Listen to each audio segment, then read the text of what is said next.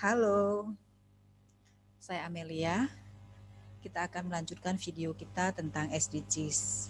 Kalau video pertama kemarin itu kita sudah berdiskusi ataupun sudah memaparkan tentang goal 11 yakni kemiskinan ekstrim.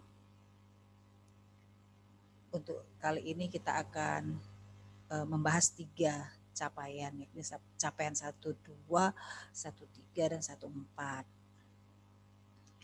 Ini dia. Jadi untuk capaian 1, 2 dikatakan di sini bahwa pada tahun 2030 akan dikurangi setidaknya setengah proporsi laki-laki, perempuan dan anak-anak segala usia yang hidup dalam dimensi kemiskinan. Kemiskinan yang ekstrim, kemiskinan di mana masyarakat hidup di bawah 1,9 US dollar per hari per kapita. Saya mencoba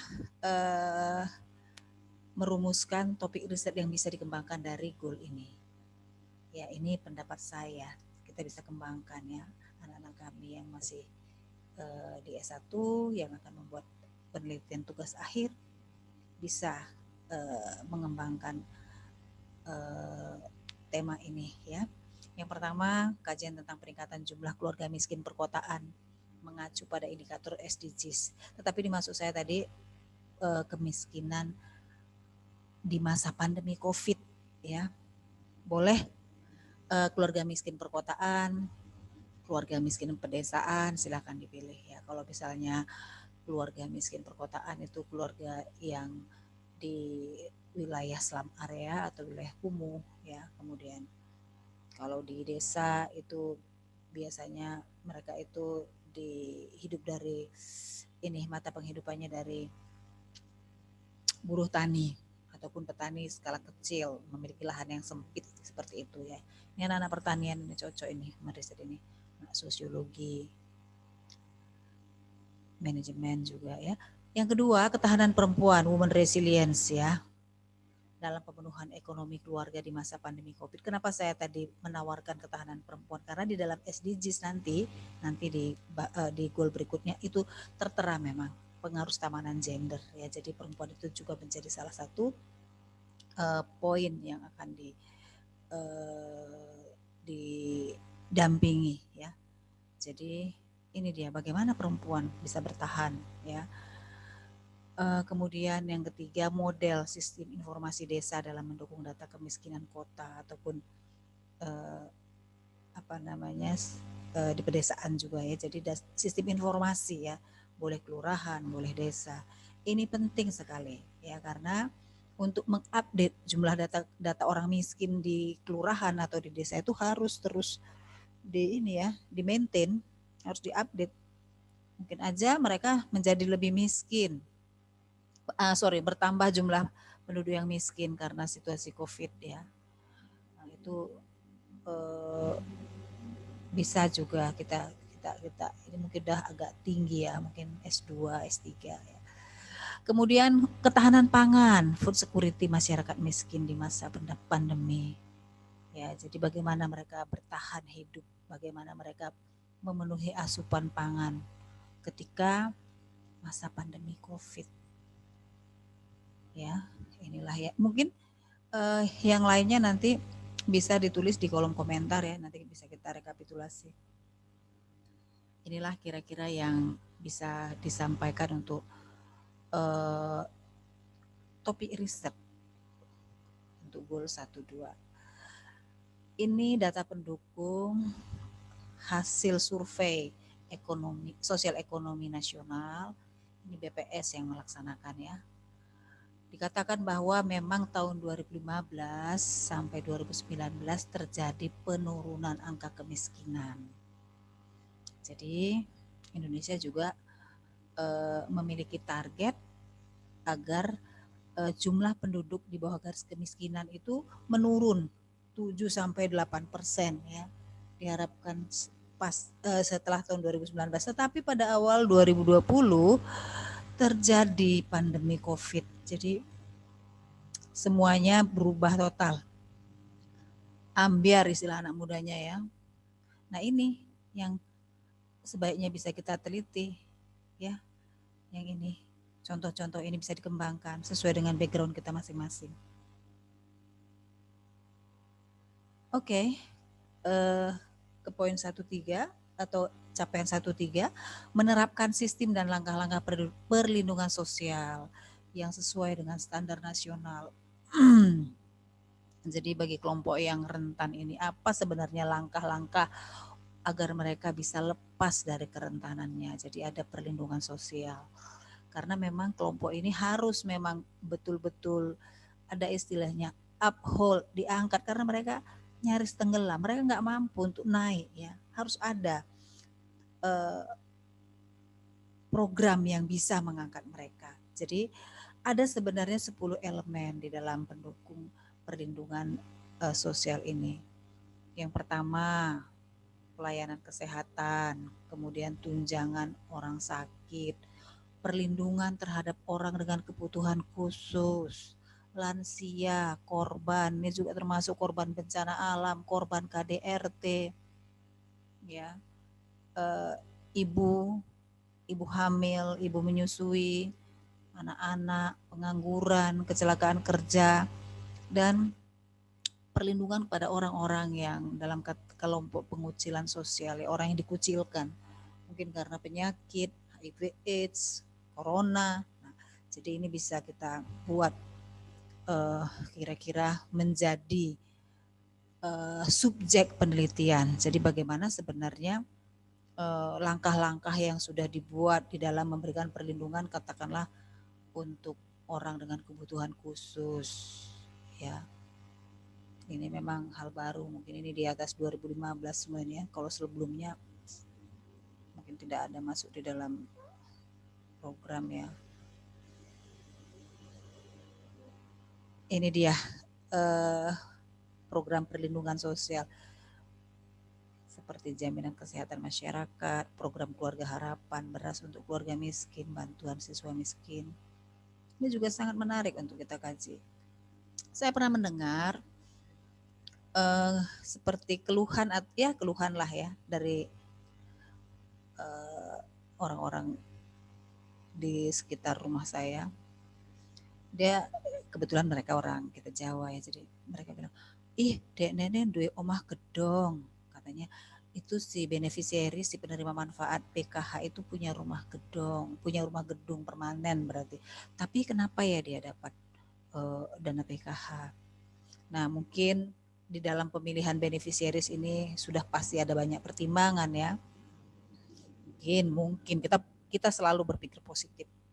Mungkin dia mendapat warisan rumah sehingga rumahnya itu terlihat permanen, tetapi memang standar yang menyatakan dia itu miskin adalah dari pendapatan, ya, dari pendapatan.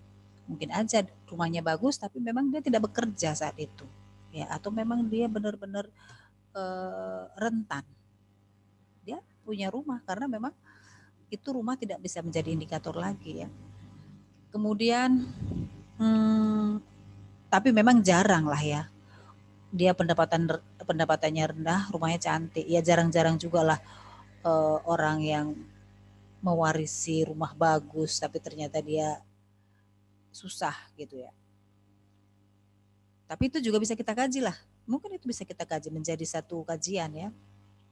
Kemudian beras untuk orang miskin, keluarga miskin. Kalau saya pernah lihat ada satu desa, dia membagi semua beras itu kepada ini warganya yang miskin, yang kaya, diberikan semua.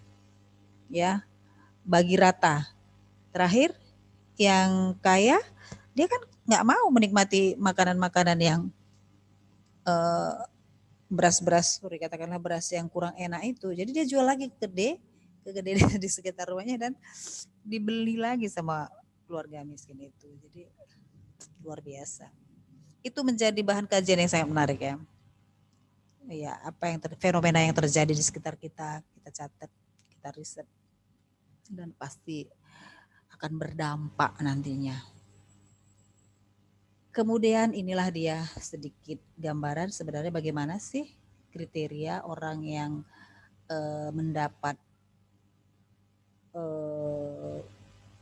menjadi beneficiaries program keluarga harapan ya, yang pasti mereka miskin, tetapi ada lagi kriteria tambahan, lagi hamil, lagi punya anak balita, lagi menyusui, kemudian anak-anak prasekolah, kemudian anak-anak usia 7 sampai 12 tahun, kemudian anak-anak usia SLTP, SMP lah ya, 12 sampai 15 tahun.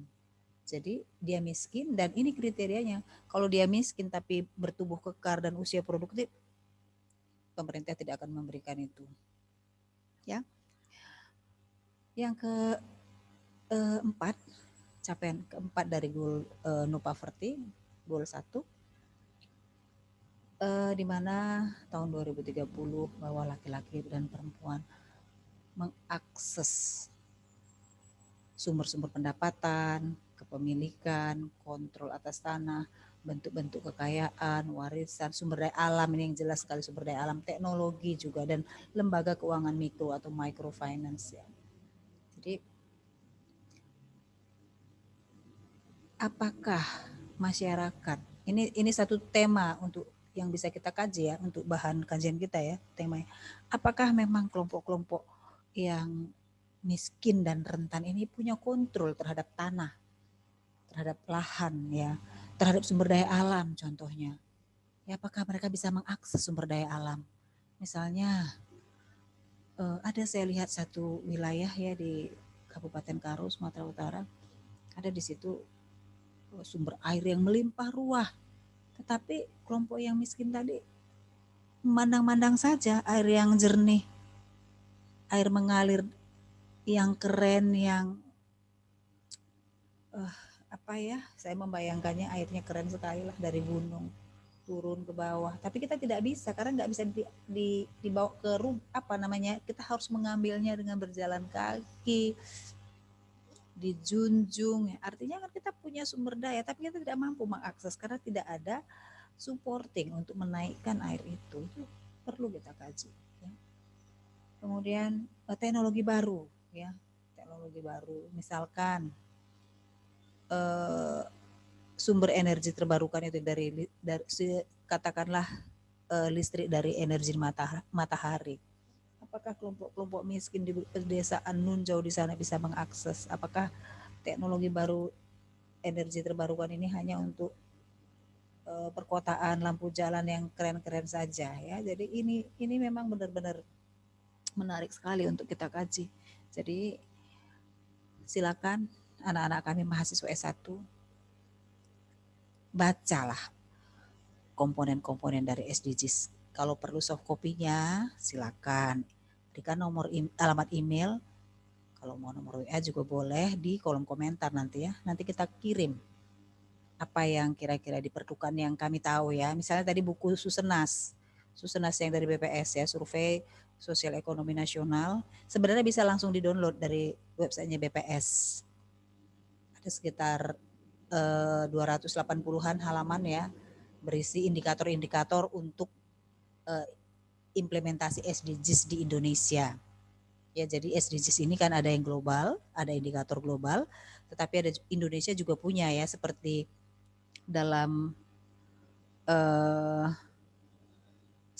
kemarin ya, capaian 11 bahwa di 2030 masyarakat yang di bawah 1,25 US dollar ini standarnya SDGs. Tetapi Indonesia juga punya standar. Kalau kita dari catatan dalam Survei Sosial Ekonomi Nasionalnya BPS itu 1,90. Jadi berbeda angkanya, ini kan global ya. Mungkin masyarakat di Afrika sana mungkin agak rendah. Ya saya nggak tahu lah kenapa, tapi yang pasti Indonesia punya standar dan SDGs juga punya standar ya. Itu dia kira-kira yang bisa saya sampaikan untuk video kali ini. Ya, ingat kembali bahwa prinsip dalam Sustainable Development Goals untuk yang baru lihat video ini, bahwa memang pilarnya adalah people, planet, prosperity, peace, dan partnership. Ya, sekali lagi silakan. Selagi kami bisa berikan soft copy, silakan cantumkan di kolom komentar. Nanti akan kita email ya. Tapi membalasnya itu tidak terlalu cepat ya, tidak seperti membalas WA ya. Nanti kita coba ya, tapi nggak sampai mingguan lah. mungkin 2-3 hari sudah akan terkirim. Ya itu dulu ya teman-teman atau anak-anak kami mahasiswa S1. Semoga ini bermanfaat. Kalau ada yang kurang nanti bisa diberikan di kolom komentar, berikan masukan. Kalau ada kata-kata saya yang salah ya mohon dimaafkan atau mohon diberikan masukan ya. Terima kasih. Salam.